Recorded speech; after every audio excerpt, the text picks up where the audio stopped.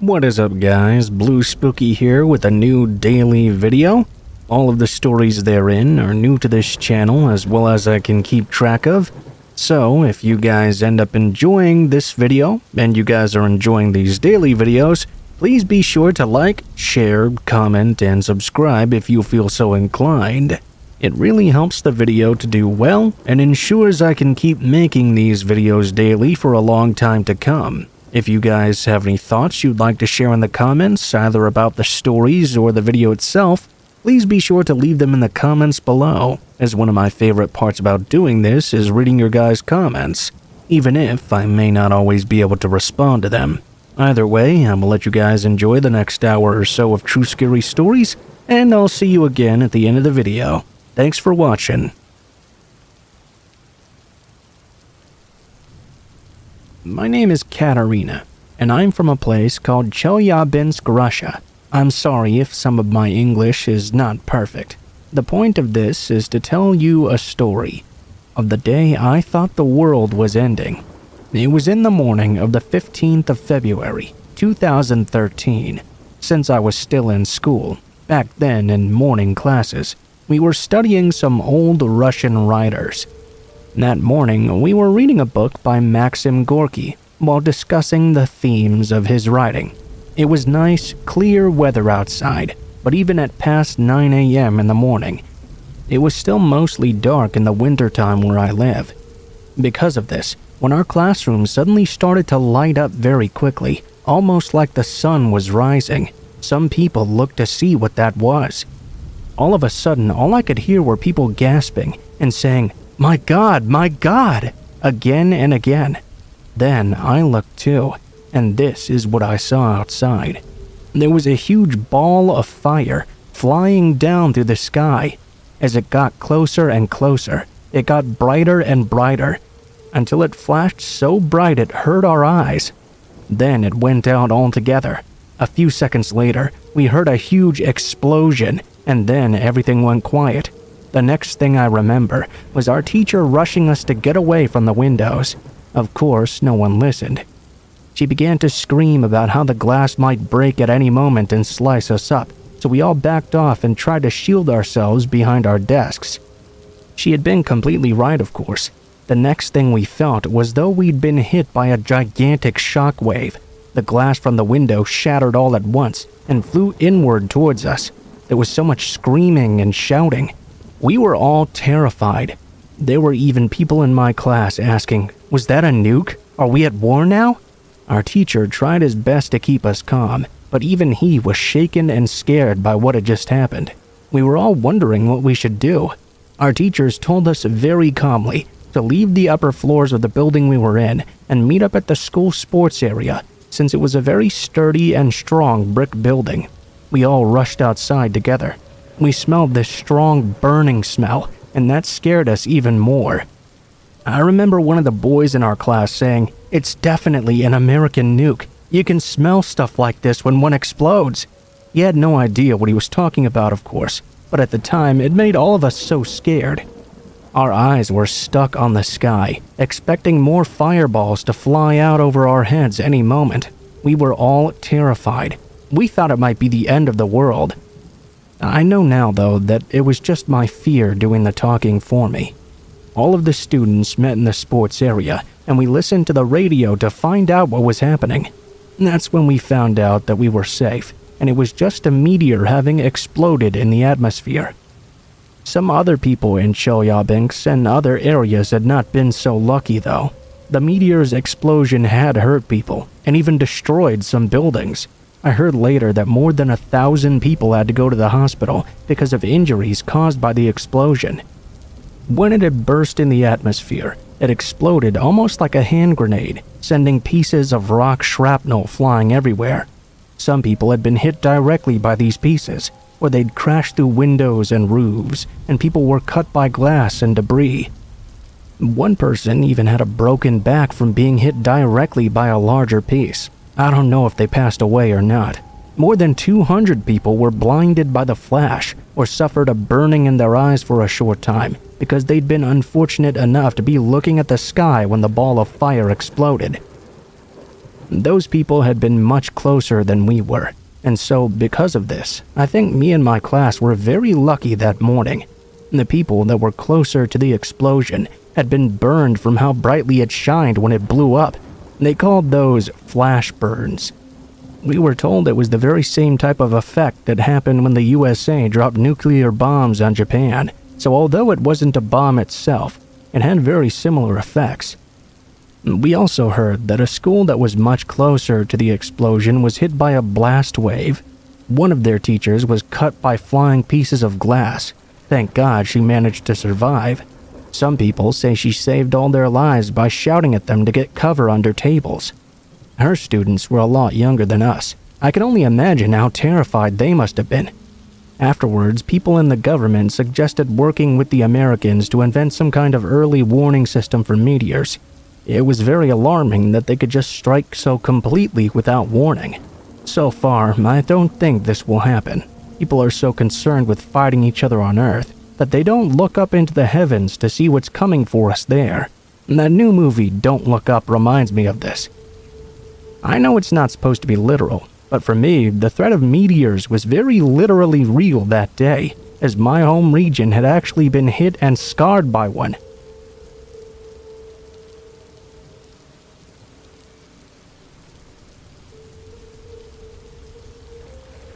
Let me start off by saying I'm a 16-year-old male and an only child who lives in a quiet rural area surrounded by fields in Amish country. I'm going to use the alias John for this story. One Saturday evening, after an afternoon of occasional rain showers, I was home alone while my parents were out for their anniversary. They had just recently left to go out when I decided to take a walk now that the rain had stopped for I don't know how long. I go into my garage, slip on my shoes, and head on out our sliding back door in our kitchen. The backyard was large and fenced in, as we used to have some dogs. There was a gate in the fence just off the patio that leads to our underground swimming pool, then another that leads into the side of our yard. I exited through there and headed down to my driveway and onto the road. I was out for maybe an hour or so when I finally returned from my rather simple exercise of walking up and down the road while waving to any friendly neighbors I saw. I walked towards my side yard when I noticed that the gate I'd exited out of earlier was still open. I must have forgotten to close and secure it, I thought to myself. It was a bit windy that day, so perhaps the wind had opened it up because I'd forgotten. Oh well. I headed through the gate, through our pool area, back onto the patio, and in through the sliding glass door. Later on, as the night began to set in further, I had just finished baking and eating half of a frozen DiGiorno stuffed crust pepperoni pizza when I heard one of the fence gates slowly creaking open. Obviously frightened, I thought at first maybe it was my mom or dad coming home early. They'd always call me when they were on their way home from wherever they were at though, so that surely couldn't have been it. I ran throughout the house and locked every door and window. I waited and listened in my kitchen for any further suspicious sounds. After about 5 minutes of not hearing anything else, I thought maybe it had just been my imagination, or maybe I'd again forgotten to lock the gate on my way in and the wind had blown it open again. I decided to quickly head outside and check it out. By now, it was completely dark and cloudy, so I grabbed a flashlight out of a drawer in the kitchen and crept out the front door. Once I was out on my driveway, I shone my flashlight down the side yard towards our shed. Okay, nothing there. So far, so good. I walked down the side yard slowly and was pointing my flashlight in every direction, keeping myself aware of my surroundings. Once I finally crept up to the gate, I saw it was wide open. Must have forgotten to lock it again, I thought to myself. I face-palmed. I shut it and locked it, then turned around to head back towards my driveway. All of a sudden, though, I noticed something out of the very corner of my eye in the darkness. My heart dropped as I shined my flashlight quickly towards my backyard and caught a glimpse of the backside of somebody walking behind my shed. From what I saw, I could make out that this was a person with dark hair wearing a black hoodie and sweatpants, and they appeared to be carrying something in their left hand. I could just barely make out what appeared to be the blade of a knife or some sort of small, sharp instrument. At this point, I didn't know what to do. I didn't know whether to confront this person or go inside and call my parents. I stood frozen for a few seconds, hand trembling, as I finally decided to call my mom. After 2 rings, she picked up. "Hello, John. You need something, sweetheart?" she asked. I felt a bit more comfortable now. "Yeah, Mom, I think there's someone in our yard," I said, taking a deep breath. My mom gasped, and her voice got a bit frantic. This was the first time something like this had ever happened. "Where are you now?" I continued looking out towards my shed, now lit up by the flashlight. I could no longer see the person anywhere. "I'm out on the driveway. I heard the gate open and went outside to check it out. I saw someone. He was walking toward the back side of the shed and carrying something. I think it's a knife or something like that." My mom gasped again, and this time I heard my dad ask what was wrong. She told him what happened as I stood there and eyed for any movement. "We're heading home right now. Call 911. Don't go chasing him or anything stupid like that." "All right, Mom. I'm going back inside right now." After exchanging our farewells, I turned around to rush back into the house. Once I turned the corner to head back to my front door, though, I saw somebody walking down the road right in front of me. My heart sank as I stood there in shock, ready to flash my flashlight at whoever this was. The person stopped walking and stood still for a couple of seconds before slowly turning their head in my direction. They must have heard me walking as well. I instinctively whipped the light up and shined it at the person's face. It was a male, I don't know how old, dressed in a black zip-up hoodie and black sweatpants. No doubt it was the same person I'd seen behind my shed. I could only see one of his eyes, as the other was completely covered by something. He looked at me with this blank, expressionless face. It almost felt like he was glaring directly into my soul. This time, I didn't see his knife, but he did have his hand in his hoodie pocket. Without a single word or facial gesture, he slowly began to walk backward before turning around and continuing down the road. After a few seconds, I ran up the road in front of my house and peered down it. I didn't see him anymore. He must have entered someone else's yard. I ran back inside and waited for my dad and mom to get home, as I called police in the meantime.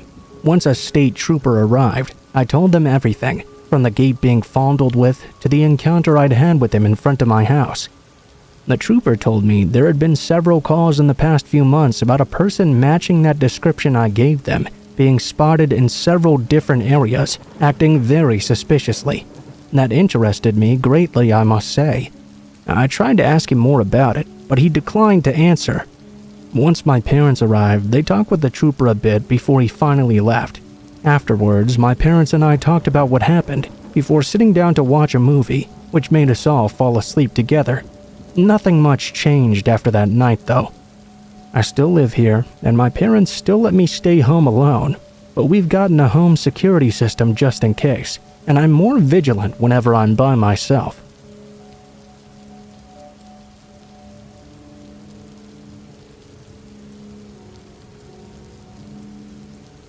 The illumination of a creep's light shines on for anyone with intuition to see.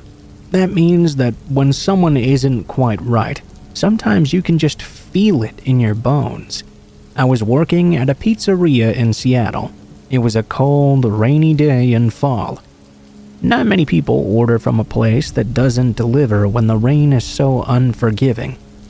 My shift was spent enjoying the sounds of the rain and shooting the shit with my coworkers because of this.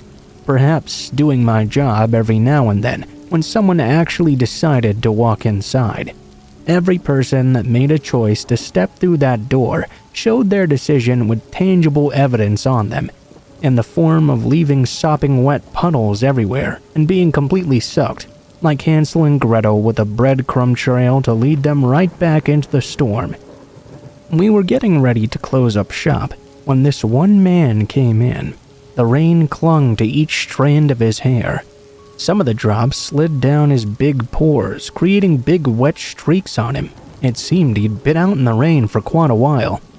He stared at me for a second before I began speaking. "Welcome to so-and-so. How are you today?" "Pizza. I want some pizza." Anyone that's been in customer service can tell you that the question, "How are you?" commonly gets overridden by the customer's own question or request. Basically, they completely ignore it. I think sometimes they believe we say it because we just like the way it sounds or something. "All right, sir," I said. I looked at him with my pen in my hand, ready to write down whatever he wanted to order. But he didn't order. Instead, he just stared at me, and stared some more. Finally, after what felt like enough time for our entire species to go extinct, he said, "Give me a pepperoni slice." I took his order, he paid, I smiled and gave him his change, but he didn't go anywhere when I handed it to him. Usually, people would want to sit down or wait in the dining area, but instead he just stood by the counter watching me. I would turn around occasionally, feeling his eyes focus on me with more interest than I've had for anything in my whole life. He didn't even blink either, he just would not stop staring. "You got a boyfriend?" he said. "Yes." "You're lying." My heart dropped. Lie or not, no one with good intentions calls out someone rejecting them because they're obviously uncomfortable. A decent person would let this slide and accept the fact that they just weren't into you. "Well, I'm not lying, but I guess you can believe whatever you want," I told him. There wasn't much noise until my coworker wandered out from doing dishes. He started talking to me and making eye contact with the strange man who was staring at me. The look on his face told me something didn't feel right to him about this situation either. Thankfully, the pizza slice was done quickly. Longest 5 minutes of my life. I handed it to him. "You need a ride home?" he asked me. "No, I'm fine." "You shouldn't have to take the bus in the rain," he responded. "I have a ride, so thanks, but no thanks." "Oh, come on, it's not like I want to rape you or something. I'd just take you home." That's when my coworker said loudly that he would be taking me home, so the guy could just leave right now. The guy kept insisting, asking why we wouldn't just trust him to take me from work to my house, and we kept saying it was not necessary. He kept continuing to press. He kept saying things like, "She would come back to work the next day, man. I don't know why you're being so weird about this." We kept on telling him no, and he was getting visibly frustrated. He went back to his big black truck, parked right outside the shop, and just sat there and watched me for a good hour as we closed up. I did have a knife, pepper spray, and a taser, so I wasn't too afraid, at least while I was inside. My coworker was not a small dude either, and wasn't afraid to defend someone in need of help. I was more concerned he would follow me to my house and try to break in after. Luckily, when he saw I was not going to come outside, he eventually just drove away. I didn't put this together until after the fact, but when he said you shouldn't have to take the bus home, not once had I ever mentioned that I took the bus home, and there were plenty of cars in the lot as well.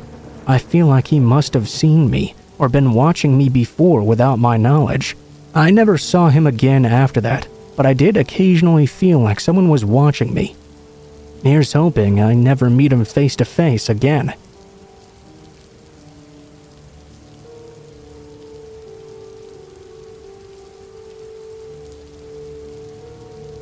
My high school held an annual Euro tour, and I went on my first one in 2011 when I was 16 years old. There would always be a bunch of teachers and parents that came along to supervise, including our headmaster. Almost everything was scheduled, but we did get a few hours every day to go and explore the cities ourselves. The tour was always 12 days long. This would be my first experience on a plane, and so my first experience overseas as well. My friend and I were casually walking the streets of Rome, not too far away from our hotel actually. We were taking pictures and whatnot, wasting time before we met our entire group of around 15 kids and 4 teachers. We were going to meet up for pizza at a small restaurant close by. This comes into play with what happened later at the restaurant. Fast forward, and we arrived there with everyone in tow, all sitting on the sidewalk eating pizza and chatting away happily. The teachers were sitting inside the restaurant right next to the door to keep an eye on what was happening outside. I decided to quickly go next door to buy myself a bottle of water. I didn't think to take anyone with me, as the tiny corner store was so close by that a few kids were even sitting nearby the entrance.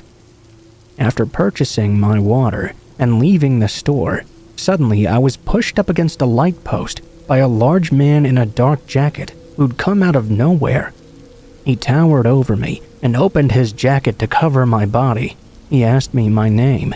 I was in such shock that I couldn't even respond, so he asked me again. I refused to tell him. Luckily, one of the girls saw what was happening.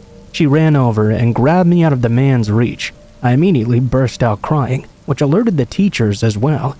Our headmaster, thinking he may have just been a drunk or something, shouted at him to leave or else. The man rushed around the corner and disappeared. All was well, and things calmed down a bit. I was now standing against the wall with 6 people in front of me, closer to the entrance. I watched, though, as the same man popped out of what seemed like nowhere once again. He tried to break through the people in front of me and grab me out of plain sight. This obviously caused a huge havoc with everyone around us. All the adults went on high alert and started getting involved. They began to chase the man away. He ran a little further down the road this time, hopped into a white car, and drove off as quickly as he had come. We got the entire group together again and were escorted back to the hotel. We were all very confused by this situation. Later that evening, we got our free time where we got to pick our own restaurant in the area to go to with our group of friends. We had to be in groups of 5. We dressed up, walked down the streets until we found a restaurant we seemed to like.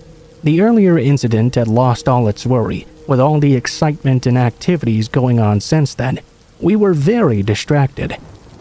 We then all, the whole group minus adults, decided to meet up at a bar.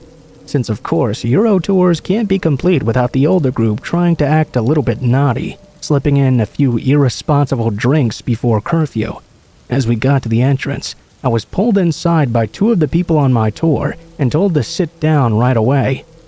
Apparently, someone had spotted the exact same man that had tried to abduct me earlier in the very same white car, sitting parked a little further down a dark road. This time he was with another man as well. I broke down. We were all terrified. We explained what was going on to the owners as best we could and decided to head back to the hotel as a group, constantly checking around us and keeping count of every person. Luckily, we were leaving for a different town not many hours away very early the next morning. That experience still haunts me. I don't know where the man first saw me or what his intentions were exactly. He may have been following me the whole day, even through the night, knowing exactly what hotel I was staying in and everything. Being from South Africa myself, Europe was basically another world to me, and we had this idea that everything was safe and free compared to our own country. Now looking back though, I wish I didn't let my guard down so far. On another note though, Italy was very incredible, and the pizza and pasta and other foods were the bomb.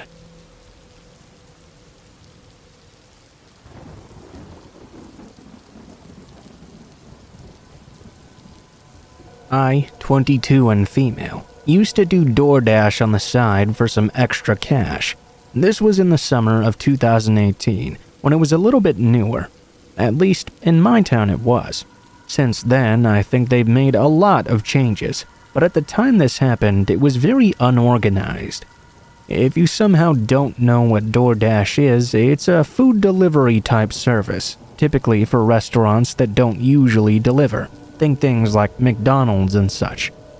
Anyway, one night I was doing deliveries pretty much all day, so I decided to finish up my last delivery at around 10 p.m. or so.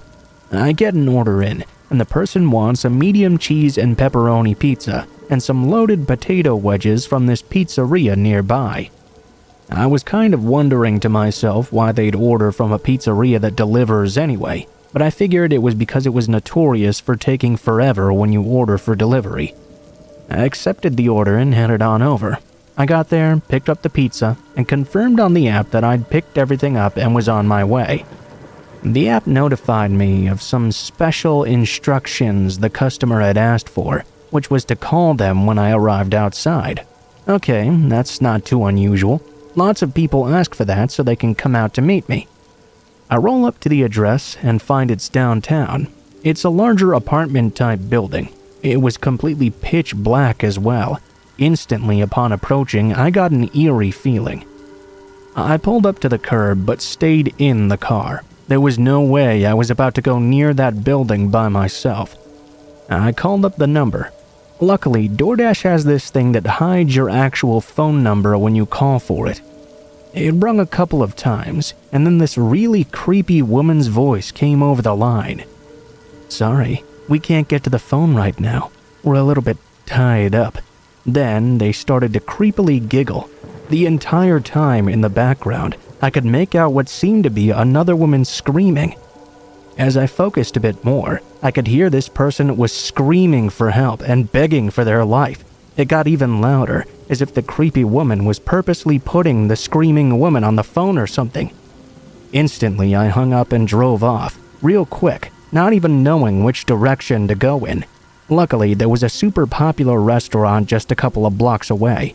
I pulled into that parking lot and pulled up the app.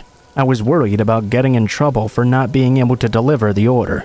I contacted the help center, and they told me to wait 15 minutes to see if they'd call or message me about their food. Well, they never did call, so thank God for that at least.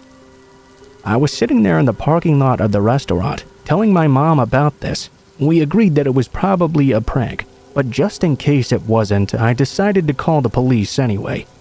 I dialed the non-emergency number and told them everything. The police told me they were going to do a wellness check and thanked me for calling them to tell them about it. I went home, but nothing ever came of it. I still think about it from time to time, though. I did get a free pizza and some potato wedges, so that was cool at least. But I really hope that was just a prank or something. I hope the lady screaming in that apartment was safe and okay in the end.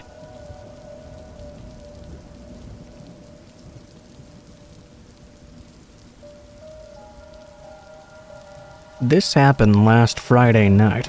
I finally arrived home now, and I really need to get this off my chest. My friend's family owns a pretty big house in a rural area in my state, where they spend most holidays and some vacations. They also own an apartment a few blocks away from where I live downtown. His folks usually go there about once a month to check the maintenance and see if there's any mail. Since we're having a pandemic though, they're not going out to do so as much anymore. My friend rang me up and asked if I could join with him. He said he'd need an extra pair of hands. It was about a 4.5-hour drive or so. He came here to pick me up and we left around 3 p.m. due to his work. We arrived and parked the car and we went to check the house. It was already too dark to check the surroundings. The house itself seemed fine. We had a couple of beers, watched some old DVDs, and made a frozen pizza we'd taken with us before we went to bed. Sometime during the night, though, we heard a loud noise coming from the front door. We were both awoken by this noise and went over to check. It was firmly closed just as we'd left it. We decided to further check the house, though, and see if something was up. I must add that this house has a door connecting the kitchen to the garage, which has only 2 lamps near that door. Just as we were about to enter, my friend suddenly stopped me, his eyes shooting wide open. Before I could even verbally confirm what was wrong, I heard the sound of someone breathing loudly. I looked over to the car and was stunned with surprise when I locked eyes with somebody hiding behind it. Immediately, we ran back inside and locked the garage door tight.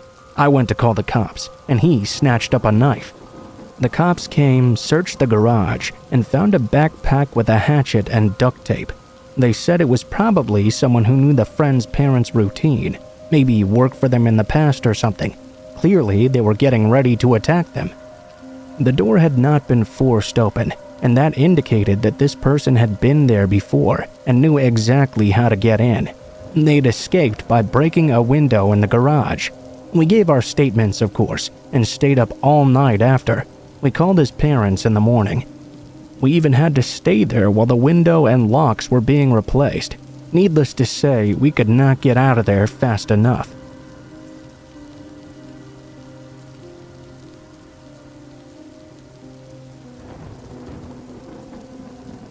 I'm a waitress at a local Italian restaurant that also does deliveries and pickups.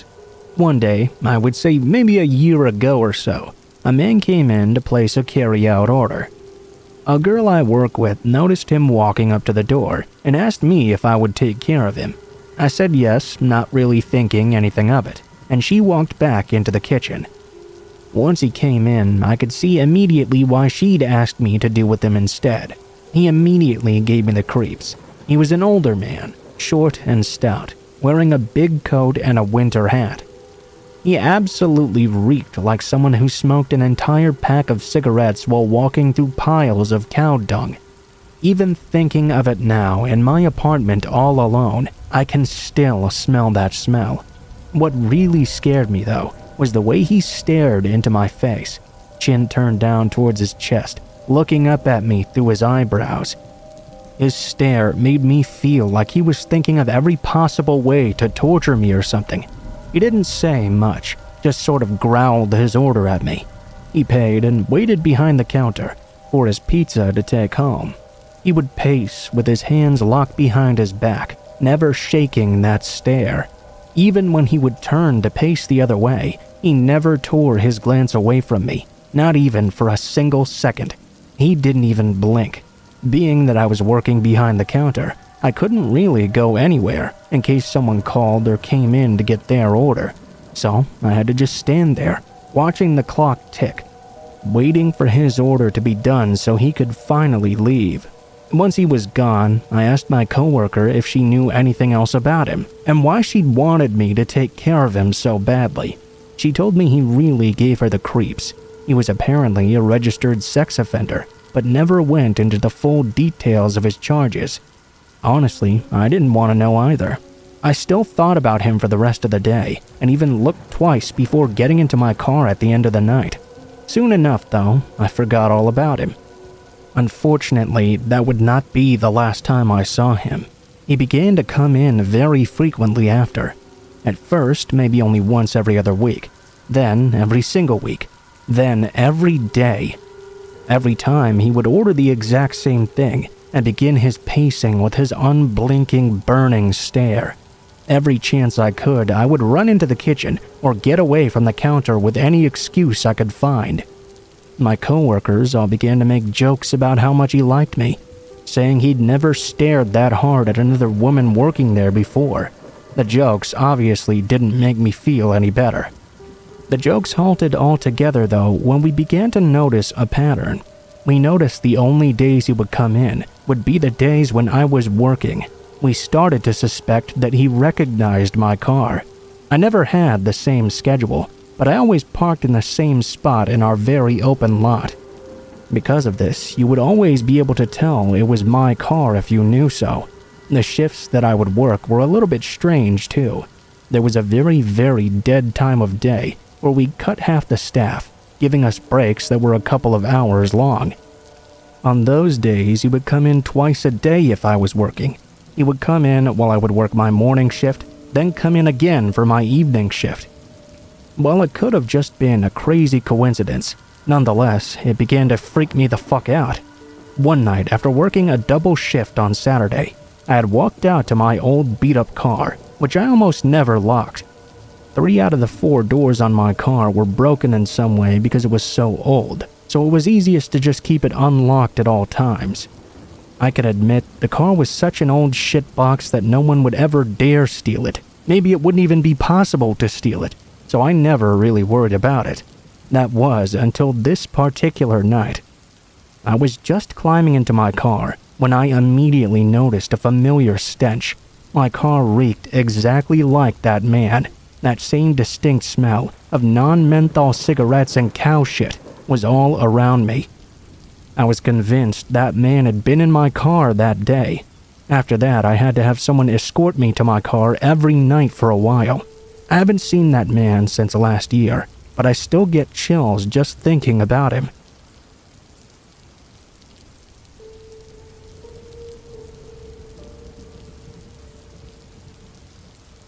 This happened just over 2 years ago, at the end of my first year of university. I'm a woman, and at the time I was 21 years old. My university is in a very large city, and I was living in university accommodation, a short walk away from the main campus. My flatmates had all finished up their exams and gone home for the summer, so I was there all alone in my flat. I was pretty stressed out because I was in the middle of my first round of university exams. I decided that it wouldn't be prudent to waste my precious study time cooking. So instead, I ordered a large pizza from a large pizza chain. It was about 8:30 in the evening when my pizza arrived, so just on the verge of getting dark. My block of flats had a keycard entry system, so the pizza delivery guy couldn't just come right to my door. I saw his car pull up outside. As I mentioned, this is a fairly big chain, so their cars were easily recognizable. I went downstairs to go get my pizza. The delivery man stepped out of his car as I walked over. He was tall, stocky, and looked to be in his late 20s or early 30s. He handed me the box. "Oh, thanks," I said, and made to walk away. The delivery guy, however, seemed to have other ideas. "Hey, you're really pretty," he called out to me. I wasn't sure how to respond, so instead I just said thanks again. Then, most disconcertingly, he asked this. "Are you home alone? It sure looks like it." This set off my creep alarm right away, so I told him I was not. Clearly, though, my order was meant for only one person. I was in a largely deserted block of flats at the very end of the school year as well. He deduced pretty easily that I was lying. I was thoroughly creeped out at this point, so I turned around to walk back to the door of my flat block. As I walked away, he wolf whistled and called after me. "Wow, nice ass. Want to have some fun?" As I walked up the steps, he continued to whistle, whoop, and follow behind me. Needless to say, I closed the door in his face and locked the door to the block of flats, then the door to my flat, then the door to my room as well. Had this happened more recently, I would have called the pizza place right away to report the incident. At the time, though, I was not in the best state of mind, so instead I ate my pizza and put the whole incident in the back of my mind. I felt pretty uneasy about the fact this guy now knew where I lived. Moreover, the other residents of my flat block were wont to let strangers in easily, which made me even more uneasy. The next few days passed without further incident. I finished up my exams and went back to my parents' house for the summer. When I arrived home, I decided at last that I ought to call the pizza place and report this creepy employee. I did so, and the young woman who answered the phone sounded horrified when I explained the situation to her. She immediately handed the phone over to a manager. He took the details of my order, presumably so he could ascertain who delivered the pizza, and apologized profusely. When I heard back from the pizza delivery place, they said no one by that description even worked there.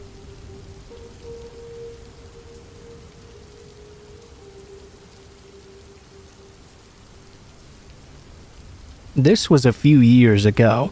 It was pretty late out, past 1:30 or 2 a.m. I believe.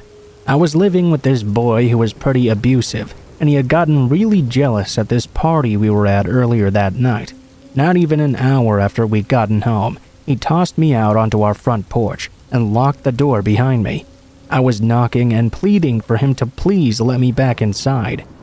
I was still wearing what I'd worn to the party, and it was freezing out that night. I wasn't sure what to do. He had my phone, my purse, and my wallet in the house with him, so all I could do was sit on the porch crying. When he turned off the lights both outside and inside, I knew he was not going to let me back in. I felt so helpless and cold. I thought about knocking on a neighbor's door, but I had anxiety about waking any of them up and causing trouble for my boyfriend. Instead, I decided I would try to walk to this gas station and motel less than a mile away, so I could use their phone to try and call a girlfriend of mine and see if I could sleep over with her instead. Ironically enough, the road I was walking on, Donner Pass Road, was so freezing cold that it was fitting. But anyway, a little bit into the walk, this tall white pickup truck was approaching on the opposite side of the road I was on. I tried not to make eye contact for obvious reasons, but then I heard the truck stop and begin to make a U-turn. My heart began to pound fiercely. I froze up and forced myself to speed walk at the very least. The truck pulled up to me, and this guy rolled down his window and asked what I was doing out this late at night. I told him how I was going to meet my friend at the gas station, and she was expecting me quite soon. He smiled and offered me a ride. I said no thank you, citing that I didn't like to hitchhike. Well, that's good. I don't pick up hitchhikers or anyone. You don't look like a hitchhiker though. You just look like someone who needs some help. He kept on driving next to me and told me I shouldn't think he was a creep. He pulled out what looked to be a police badge and told me he had just gotten off duty, which is why he was in civilian clothes and out so late. He said he wouldn't mind driving next to me just to make sure I got to where I was headed to safely.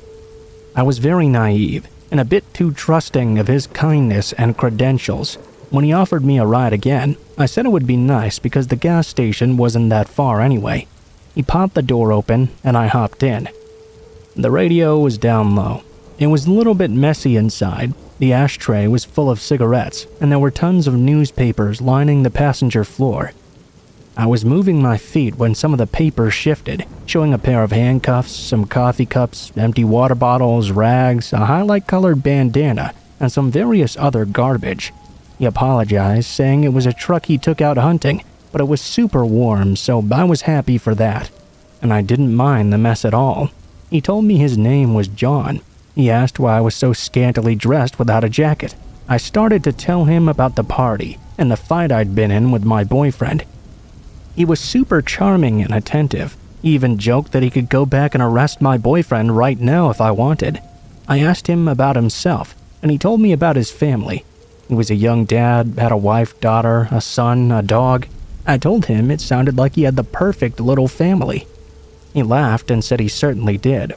It sort of clicked for me to ask him if I could use his phone, but he said no because he had to save up his battery as it was about to die. We were approaching the gas station when all of a sudden he just drove right past it. "Oh, I think that's the one, you just missed it." But he didn't answer me. I felt sick to my stomach. My heart began to pound. I started getting choked up, and my eyes started tearing up as I looked out the windows. I watched the lights behind us getting further and further away. It was hard for me to even speak, but somehow I murmured out, asking if he could please turn around. Instead, he ignored me.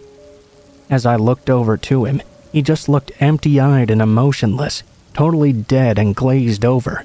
I looked back out the window and down the road to see if maybe we were going slow enough that I could make a leap out of the car without seriously injuring myself. I remembered always hearing never go to the second location. I thought about the possibility of jumping out and breaking an ankle and how it would be so much harder to get away with only one foot as opposed to two. I was debating with myself. Sure, there was snow on the ground, but then again, snow can be hard, especially when you're not fully clothed. I felt so dumb. I wasn't even tied up or anything, but I still couldn't do anything. There was nothing but trees and empty road and us two. I was crying pretty badly at this point and asked him to please borrow his phone. He told me to shut up and stop talking. He then started talking under his breath. "Girls shouldn't be out so late, you know. You shouldn't have been out alone. Look what you're doing to me, dressed up like a slut." He kept saying these terrible things to me. I wasn't even responding. I was just crying, trying to think past the fear I was feeling. I remembered the pair of handcuffs underneath my feet, so I used a little scooping motion to try and pick them up. I used it to push them under the bottom of my seat as far as I could. I was thinking of different ways I could try and help myself. If we were close enough to some upcoming lights or structures, perhaps, maybe I could grab the wheel and cause us to crash into them. Maybe I could get the attention of a cop passing by or something, swerve and grab the wheel so he would appear to be a drunk driver and pull us over. I even had the thought that maybe this man was just having a weird night. I didn't want to do anything to hurt him, but I told myself that sort of thinking got me into this mess in the first place. He pulled off the road where there were still woods on both sides of us. On his side, the wooded trees were closer to the road. On mine, there was a small gap fully covered in thick snow, just before the tree line. He turned off the car and coldly said there was something wrong with the engine and to get out right now. He grabbed the keys and was stepping out of the car. I grabbed onto the center console and cried and pleaded for him to not make me get out with him because it was too cold with what I had on. He turned to face me, door still open, and shouted at me to get out right now. I dug my fingernails deeper into the console. I was crying. "Please, John, I'm so cold and scared." I was thinking of everything I'd ever heard. Humanize yourself. Use first names. He stared at me in this way I can't even begin to describe. I wouldn't even know how to start. He climbed back in the car. I slinked back toward my window, scared he would simply drag me out by force. He turned off the headlights, and everything went dark. He stared at the steering wheel for what felt like years.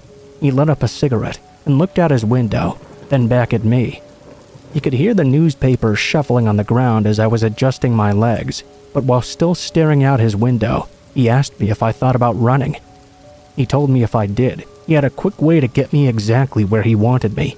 Oddly enough, I had been thinking of running just minutes before that, but reasoned that if he wanted me out of the car, I should definitely stay inside. Otherwise, he'd simply chase me or shoot me. I think at that point, I finally hit the reserve of my courage, and instead of panic, there was simply numbness and exhaustion. There was still an occasional tear or two, but I just went completely numb. It was dead quiet. But finally, I just barely audibly told him that my friend was still waiting for me. I asked about his wife and children. He very plainly told me he didn't have either, and that his house was simply empty. I asked him what he was thinking about. "I'm thinking about what to do with you." He didn't say it angrily though. He just said it coldly, which sort of scared me more. I started getting worked back up and crying.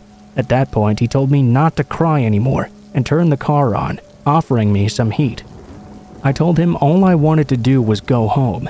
Eventually, he started driving. He kept driving until we approached a gas station. I was gauging the right time to reach for the wheel, but before I could, he slowed down. While pulling up to the station, he told me not to tell anyone or he would come back for me. Then he told me all he was doing was teaching me a lesson to not hitchhike with strangers. He almost came to a complete stop when he told me to get out before he changed his mind. Before he could even get another look at me to assess my understanding, I had already thrown myself out of the truck and was sprinting toward the gas station. The panic was overwhelming me, but I stopped and remembered to try and see his license plate at the very least.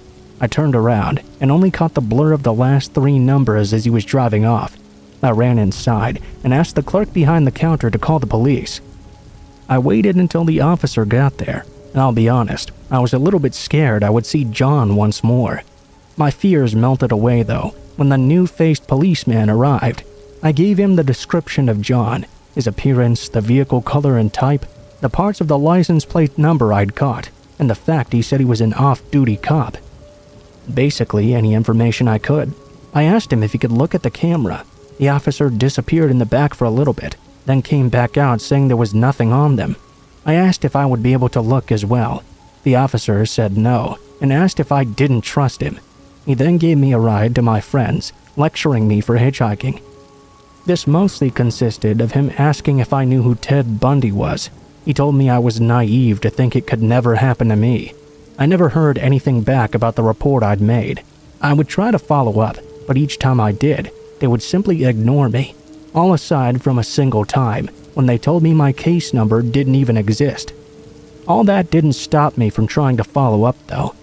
Throughout the months and years, I asked my friend whose home I slept over at that one night if she'd ever heard of any weird things or anything like that since that incident happened. If anyone up there had ever said anything about it. She always said no though. I sort of let it go and tried to tell myself that maybe he actually was just trying to teach me a lesson or something. I mean, I definitely never hitchhiked again, so if it was a lesson, it certainly worked. I never heard anything back having to do with the case. I never heard any other odd experiences up there, so maybe it was just one man trying to teach me something. Sometimes, though, I think I tell myself all of that to help me sleep better at night. It was all so real. Even if it wasn't real, though, I'm glad I didn't get out of that car into the woods that night.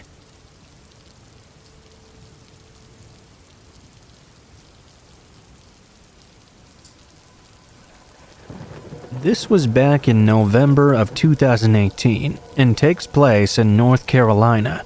I was 14 at the time this happened. My family and I had just moved across states. We'd just gotten to the city where we planned on living after quite a long road trip. We were all extremely hungry, so we decided to go grab dinner before we went to pick up the keys to our new house. We went to this local pizza shop. Since we had our dogs with us because we hadn't moved into our house quite yet, we decided to eat out in the car. I'm a pretty fast eater compared to the rest of my family though, so I finished well before any of them. After I was done, I decided to bring my puppy out to do her business real quick. We were standing just a little ways up from the car, playing in the leaves on the ground together. I grew up in Florida, you see, so I wasn't used to seeing these large piles of autumn leaves.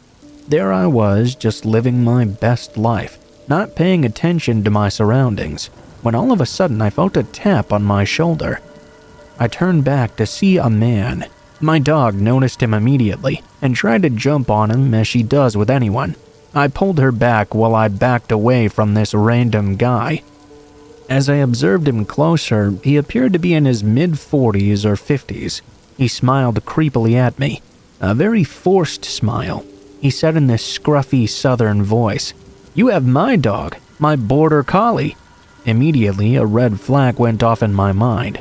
My dog very obviously looks nothing like a border collie. Now, let me tell you, I'm horrible at confrontation.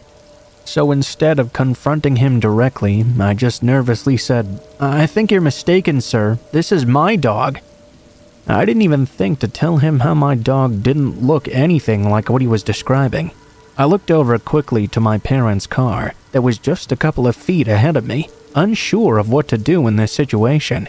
It seemed they hadn't even noticed the man approaching me, as they were all on their phones. The man then asked me this, "Well, if that's not my dog, would you be able to come help me look for it?" I could feel my stomach drop in that moment. I didn't want to make a scene. I wasn't sure if I was overreacting or not, but I'd read my fair share of kidnapping and sex trafficking horror stories, so I did have a vague idea in the back of my mind about what was going down. He then said something along the lines of, "I have some money in my truck for you if you'll help me." My hands were sweating at this point. This was something straight out of a Reddit thread or a movie or something. He pointed over to a very sketchy, run-down-looking truck.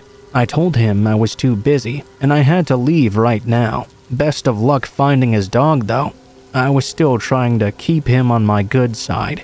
Looking back on it now, though, I don't know why I didn't just tell him my parents were right there. If I did, maybe he would have backed off. I guess I was overly worried about what might happen. I was trying to be polite so we wouldn't get mad and escalate things further. All of a sudden, he grabbed my dog's leash out of my hand and said he had treats at his truck. He then started to walk away with my dog. I grabbed the leash back and tried to pull it away from him, sternly saying, "I have to go right now." As I tried to walk away, he grabbed my wrist and fully ripped the leash out of my hands, throwing it to the ground. He began to pull me along with him, mumbling something like, "Just come and see what I have for you." My dog, the good, sweet girl she was, followed after us and started barking fiercely.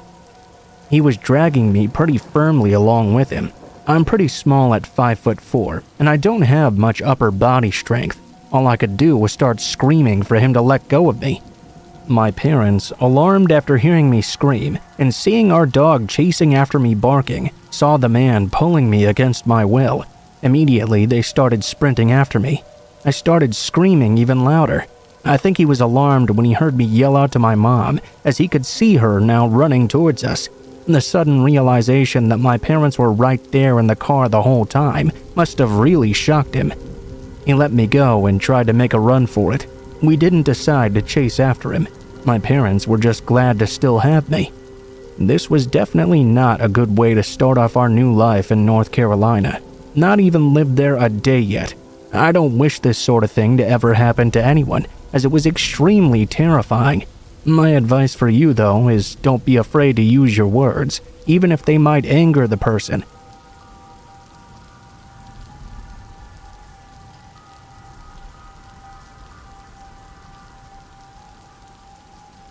I went to college in a historic mid-sized city in Florida, and at the time lived in a duplex downtown, maybe about 3 blocks from campus or so.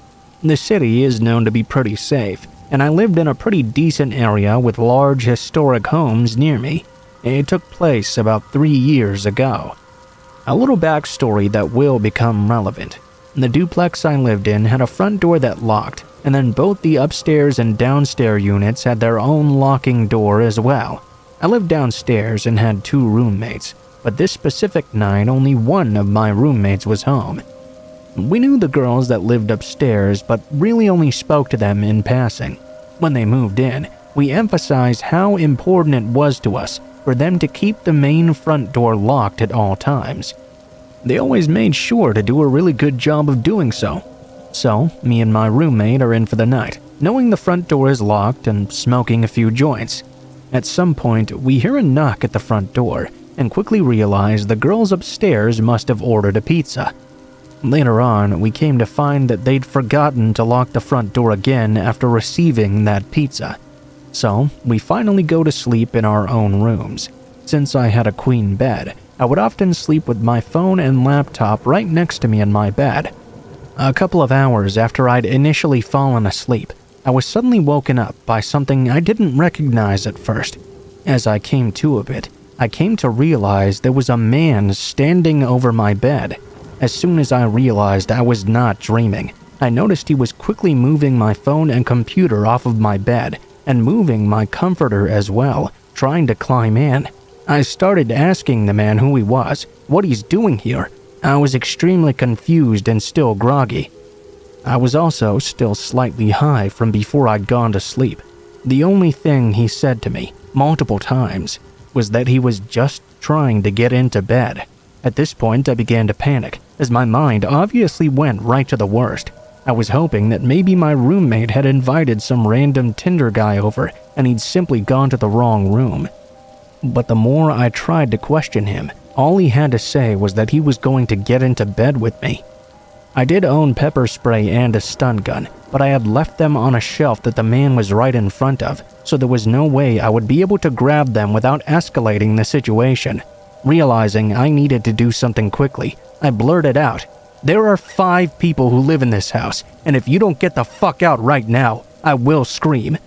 They'll be here in seconds." Luckily, that was all it took to scare the man off. I don't know if he brought something with him or if he stole something from me, but I did see him grab at something in the dark and run out of my room. As soon as he left, I shut the door and locked it and tried to find my phone. I couldn't find it anywhere. Then I quickly realized that between my room and the front door was the room of my friend that was still home. As scared as I was in that moment, I was even more terrified that maybe the man had gone into her room. I grabbed my stun gun and my knife, counted to 3, and ripped open the door. I burst into my roommate's room, only to find her fast asleep. There was no evidence of the man still being around. I quickly woke her up and told her what happened, and she asked me if I was sure I wasn't dreaming. I even began to question myself until I walked out of her room and saw our front door wide open. I went to my room to search for my phone and finally found it, hidden under a pile of clothes across the room from where I'd left it earlier. That sent a chill up my spine, as I immediately knew for a fact someone had been in my house and room while I was sleeping, at least long enough to take and hide my phone. That only worsened my suspicions of his intentions. I ran back to my roommate's room, who at this point believed me. We barricaded ourselves in and called 911. Within minutes, there were cars swarming our street and yard, and they yelled for us to quickly leave the residence and run towards them. At least a dozen officers came rushing in and searched every inch of our apartment. We woke up the girls upstairs and searched their apartment as well to ensure the man had well and truly left. The officers had me write a statement, and I gave them a description of the man. To this day, I've never heard a single thing about the case. I just feel incredibly lucky with the outcome of the situation. The thought of his intentions terrifies me though, and additionally, the fact he was never caught scares me. I would hate for anyone to have to go through the pure fear I did. I will add there was a chance he might have been on drugs or mentally ill, and perhaps had no bad intentions. However, because he was never caught, I'll never be able to know. With the fact that he tried to hide my phone, I can only assume the worst.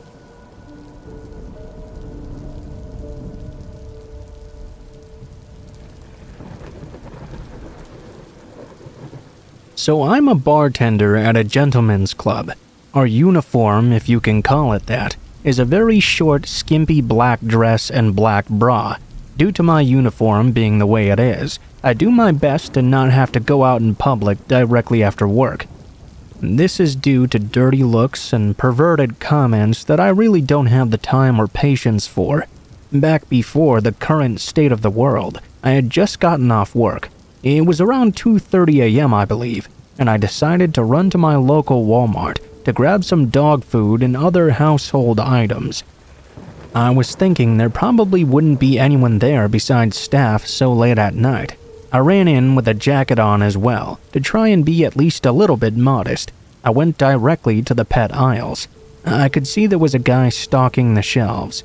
I gave a small wave and smiled, and proceeded to looking for my dog's brand of food. I grabbed a 20-pound bag, and the man asked if I needed some help. I'm not really a small girl, but I do have a slight frame. I'm tall but very skinny, if that makes sense. I told him I was fine, thanked him, and headed to the grocery section. I was in the freezer area when my stalker/stalker showed up again, this time with another guy. They were just standing there, watching me decide which pizza to pick. When I turned to leave, the man once again asked if I needed any help. I told him no, thanked again, and smiled. I then made my way to the checkout aisle. On my way out, I saw a man heading out about 10 feet behind me. I quickly walked to my car, threw my purchases in the passenger side, jumped in, and locked my doors immediately. I was worried this person would try to follow me. All I wanted to do was go home. I felt dumb after realizing the man was going to his own car, and it was situated nowhere near me. Breathing a sigh of relief, I started my 15-minute drive home. I was about halfway there when I noticed that black car behind me, taking all the same turns as I was. I live in a very rural area. It's possible he lived nearby, but there weren't many people who ever took these roads, especially not this late at night. I turned a road after mine, and he made the exact same turn. This led to a dead-end road with only a cow farm at the very end, so I knew now he was definitely following me. I called my boyfriend and told him what was going on. I didn't want to drive home where he would know where I lived, and asked my boyfriend to meet me at Walmart instead. I sped the whole way there, hoping a cop was sitting somewhere and would pull me over. The black car was right on my ass. I pulled into the Walmart parking lot and parked directly under a street lamp. The black car pulled into the spot directly across from mine. Now I was freaking out. 15 seconds later, I saw my boyfriend's truck rushing into the lot. He pulled up right next to me, asked if I was okay, and I pointed out the car to him. My boyfriend was not a small man. He was about 6'4", and very muscular as well. His arms alone were about the size of my head. He's a very intimidating person if you don't know him, but really he's a very quiet and kind man. He hopped out of his truck and started to walk over to that car, yelling at them. "You need to talk to her about something, or you need to talk to me." The guy in the black car immediately rushed off. I don't know if it was the same man who was hanging out with the stalker or what, but that's why I don't go out after work anymore.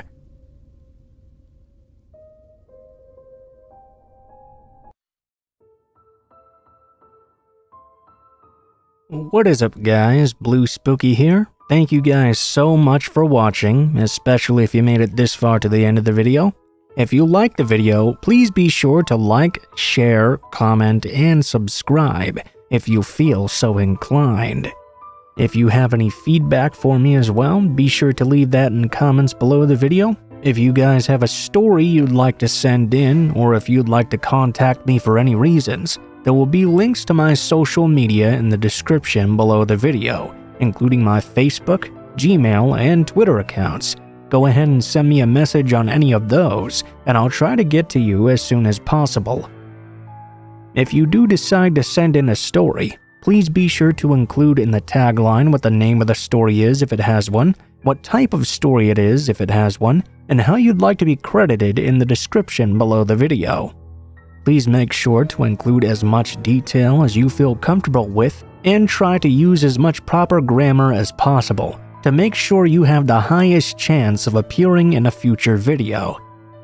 Overall, I think that's pretty much it for now, guys, so thank you so much for watching, and I hope you guys have a great day.